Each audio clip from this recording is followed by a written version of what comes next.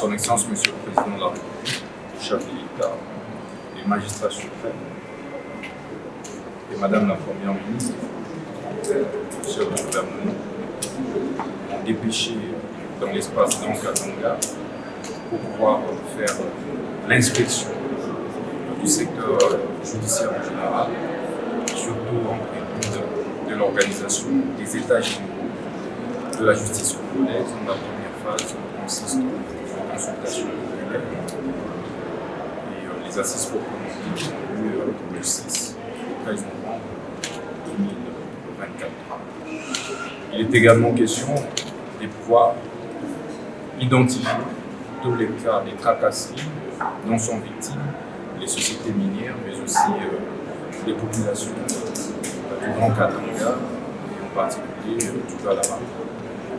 Nous allons identifier les difficultés liées aux saisies intempestives des comptes, aux exécutions barbares et intempestives de certaines décisions de justice contre les opérateurs économiques, contre les opérateurs miniers, les envahissements dont sont victimes des sites des opérateurs miniers par des hommes en uniforme, des cas de spoliation des biens des privés du compte épuisé. Comme vous le savez, l'aéroport que nous saluons et qui va être inauguré par son Excellence Monsieur le Président de la République doit être parachevé.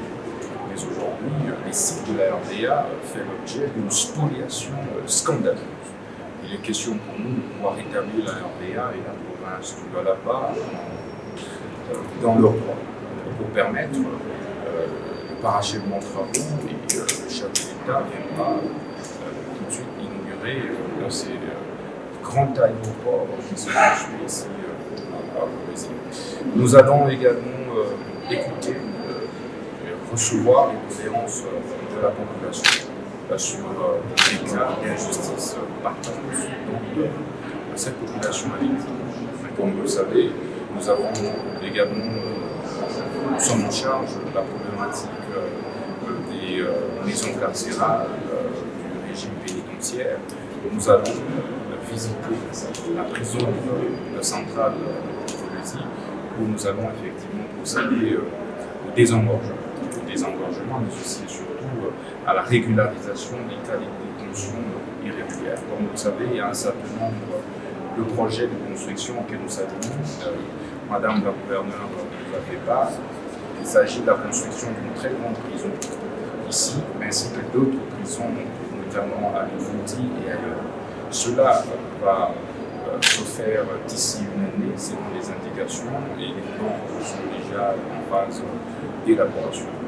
Ceci permettra de pouvoir assainir les conditions de détention, les conditions carcérales, mais en même temps améliorer les conditions de détention des prisonniers. Donc voilà, de manière résumée, au-delà des séances pédagogiques, des vulgarisations, des différentes réformes que nous avons impulsées, notamment sur les questions liées à la bancarisation des frais de justice. Vous savez, depuis que nous sommes là, nous avons bancarisé la perception de tous les frais de justice.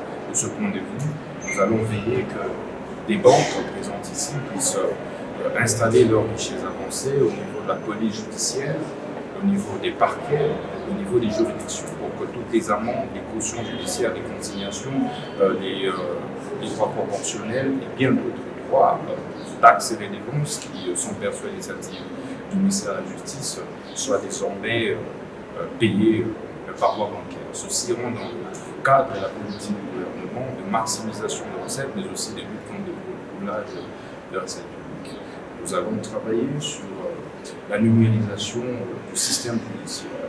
Ceci en vue de pouvoir à temps réel assainir, mais aussi rendre transparent le fichier du système judiciaire, du système carcéral. Lorsque on arrête un individu, un citoyen, nous devrions avoir un logiciel qui trace l'évolution du dossier et qui puisse nous permettre de suivre évidemment les traitements des dossiers de chaque citoyen en conflit avec l'État. Merci. C'est moi qui vous remercie.